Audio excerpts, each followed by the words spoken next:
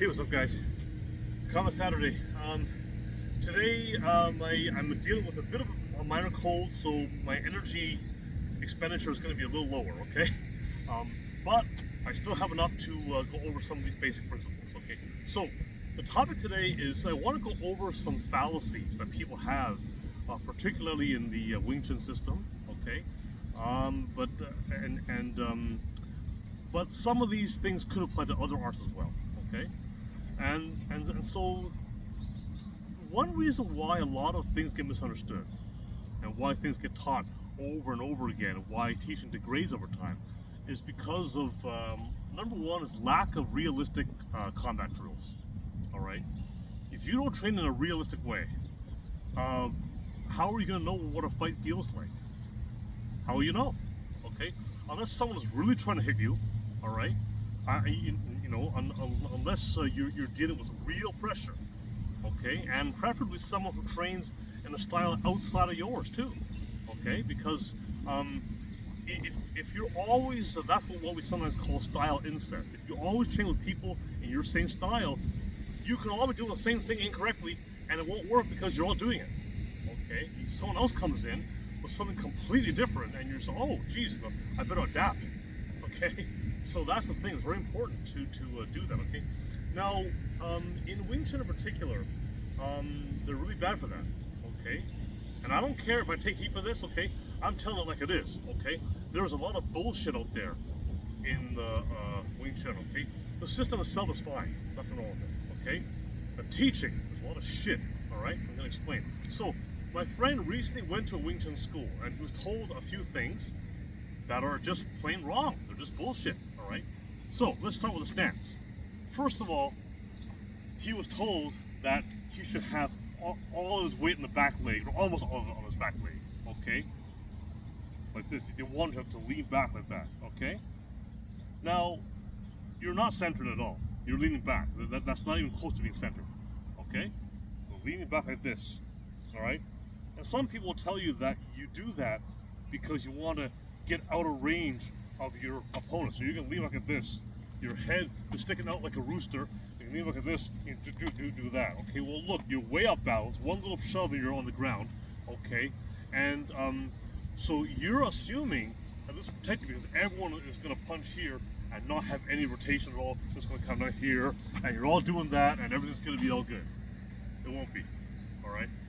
Because what if someone comes in who actually, is more a center stance, all right, and has a crazy long reach, okay, a double jab, whatever, right, comes in and knows how close the distance. What if he fakes high, comes in low, right, throw a blinder out there, right, a lot of things could go wrong with that, okay, many things, all right. But if you're dealing with people who only do this, well, it's going to work against that, I guess, all right, but other people won't do only that, all right, so that's the thing. So here's the thing. And I don't know where this comes from, okay, why people think that that's the way it is, but if you look at the Silu Tao form, first form in Wing Chun, the stance, okay, all the important principles and concepts are in that form. If you truly understand it, you understand Wing Chun. Plain and simple, okay? So here's the thing. When you open in your stance, okay, this is my feature. When you open in your stance here, go 1, 2, 3. This is Yi Ji Kim Young Ma stance. You see, it's a triangular stance, okay? It's a closed stance, right? Because you can't really move this way. This is a training stance, right? It teaches the linking of the legs, okay? Now, if I turn a foot out, there's my fighting stance. So there. I'm perfectly centered here. And in order to become a usable fighting stance, there, that's it. That's it. That's all I've done, okay? I'm already centered, okay? But why is it that people think that you go from this to this? Why would you do something so stupid? Okay, here. All right, ridiculous, complete bullshit. Okay, so here's the thing, and this is where things get misunderstood. People say 70-30 weight distribution. Okay, that actually is correct, but here's the thing though, it's 70-30 weight distribution, but it's not 70-30 balance. Your balance is centered, okay? But in actual application, yeah, you will have a bit more weight in your back leg. You definitely don't want to have it in your front leg like this. So will be a bit more in your back leg, okay? So yes, 70-30, that is correct. But I'm still centered. I'm not doing this, okay?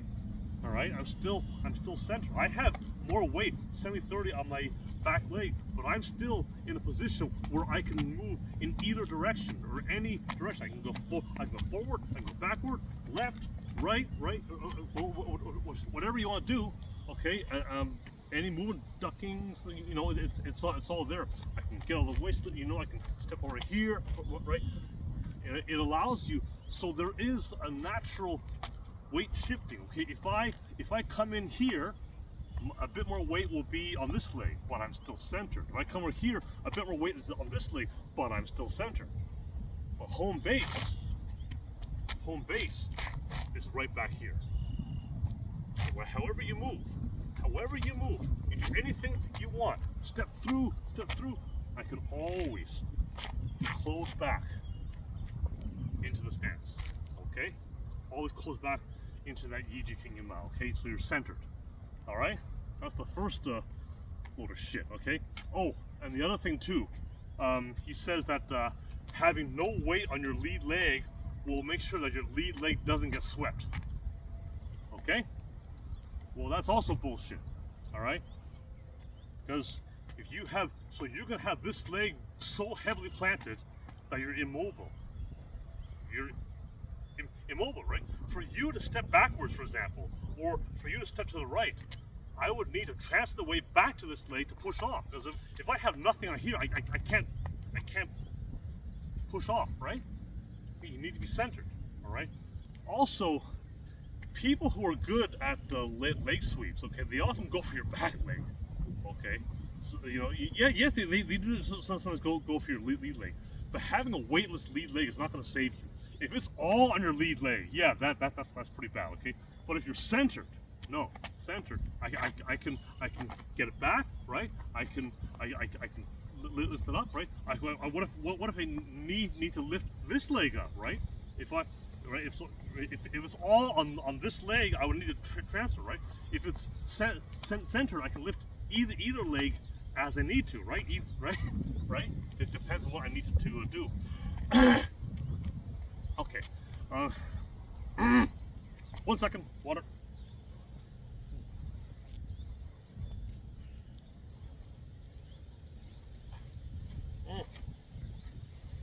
That's what happens when the weather is like this. So people get sick more easily. It sucks. Okay. Now the other thing he said was that when you shift, they say you don't want to have any rotation of the body. You want to always be completely square all the time. Okay. Well, how's that going to work? Okay. There will be rotation of the body. Okay. There has to be. Okay. When you're closer range, remember Wing Chun is a close range art. When you're closer range and I have a bridge, yes, at this range there will be much less rotation. Okay, at that range, but there's still some. I'm still using my hips and shoulder, using it. When it's a bit further away, right? Maybe I need to come in with a longer punch and get a bridge to enter a bit, right? Bang, get in, and then I can do that or whatever. That's how you can use it. Once you already got that bridge under control, then I can come in here, or then I can do the other stuff. Okay, once I'm already in there. All right. But when you do the shifting here, okay, boom, boom, boom. Well, this guy said that you should stay square, completely square, even when you're shifting. Now, the whole idea of shifting is, first, it allows you to take an angle without having to step. Like right on the spot, I can take an angle. Okay, and also it gives you a bit more reach too. All right, here's my extension. Right there's the shift. See, if I'm square here, there. That's at least a few more inches. Right here. See. Okay. Okay. So and that's also how you generate power. All right, you look at other arts like boxing, or look at internal arts like Xingyi and Bagua. Okay, the body is always turned in order to get that rotation and power. Okay, if I do what we call a pichuan, the chopping strut here. So now my center is actually facing that way to the northwest, right? Then when I come in with the pichuan, now it's facing that way. See, if I do a gansao, for example, ganda, right? I have to rotate. If I just do this, right? There's no body behind it. You have to rotate. There must be movement. Okay? Also, with rotation comes a natural head movement too. Okay? But right, if I come in, right, naturally get my head out of the way, right? So what's better? What's more effective? Me trying to be completely square, let's say, where you can see my head the whole time, head sticking out like a rooster, or what's better? See, when I come here, right, I'm moving my head, I'm moving. Okay, so that's why you want to have that rotation. It's not only for power, but it's for defense also. Okay, so there you go. Those are the main things. Okay, the stance should be centered, and you need to rotate. Okay, this nonsense about having all your weight in the back leg, leaning back like this, and being completely square with no rotation. This is complete nonsense. It's completely ridiculous. Okay, and only someone who's never actually been in a fight before, or even sparred before, or even done realistic combat drills would say a thing like that. Only, so there's all these theorists out there. All they know is theory and bullshit which they've been told. Okay, but they don't think. You need to think and use your mind and see, does this actually make sense? Okay, can this actually work? Okay, and then you need to actually do the work, put in the work, and try it out, and see if it works. Okay, so that's the thing, So I get asked sometimes, why did I, why do I call my martial arts centerline boxing? Where does it come from? Okay, I have no intention of getting into endless arguments with Wing Chun people. Okay. Because they're a very strange bunch, honestly.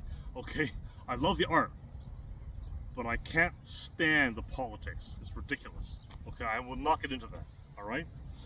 So I don't call it Wing Chun. I call it centerline boxing. Okay, because I also practice boxing and Bagua, Xingyi, and a handful of other arts, but I put them all together into this system. All right. It was a way to help me train, and then after a while, I realized. And it was actually Sifu Paul who explained to me that, oh, actually, I made my own system. I did? Well, I guess I did. And then I wrote the book. Okay? I made the course. Okay? But that's the thing, okay? Everyone has to find their own way. All right? The individual is much more important than any set system. That's what Bruce Lee believed. That's what we believe. All right? And this is my truth. Okay? It may be different for other people. Okay? But this is my truth. It's what works for me. Okay, and it's not a belief based on a bunch of half-baked theories, whatever. It's based on fact, on absolute proven fact. Okay, and experience. All right, that's the thing. I can't really say much more. To me, I see all forms of unarmed combat as boxing, whether it's feet or elbows or head or whatever. That's all boxing. Okay, and then you also have weapons as well, but then again, even weapons can be an extension of your hand, so that's in a way weapon boxing, I guess, right? So anyway, and the center line is the very important concept in Wing Chun and in other internal arts as well, and things, and in boxing too. Okay, so that's where it all comes from. Okay, remember, don't get so caught up in just because this Sifu, this sensei says this, whatever. It has to actually make sense, and it has to actually work. Okay, And if you somehow prove that what you're being taught is bullshit, well then it's bullshit. Sorry, it's bullshit. Okay? Like this shit about having all your weight in your back leg or not turning your body on, it's bullshit. I don't care who said it. I don't care. Who came from so and so grandmaster, whatever. Okay. I saw this one grandmaster on YouTube who was winding up before he did a lap. He winds up. He pulls his punches back. He's a grandmaster. I don't give a shit. Okay, he's a grandmaster. He's full of shit. All right. So you need to see what actually makes sense, what actually works. Okay. So, all right. So once again, this bit of my rant here. Once again, okay. Yes, I'm not going to get involved in politics between lineages and all that kind of crap. I'm not getting involved in that. All right. But these things are just plain wrong. All right. And the fact that there are so many people out there teaching Wing Chun, teaching shit like this, it does piss me off, okay? Because it's nonsense. And then they're teaching it to other students and whatever, and then each generation gets worse and worse and worse, okay? So, anyways, that's the video. Next Saturday at the Silverthorn High School in Etobicoke, I'll be doing my martial arts seminar thing. I hope to see you there. We should have better weather there, okay? So that's the video. See you guys soon.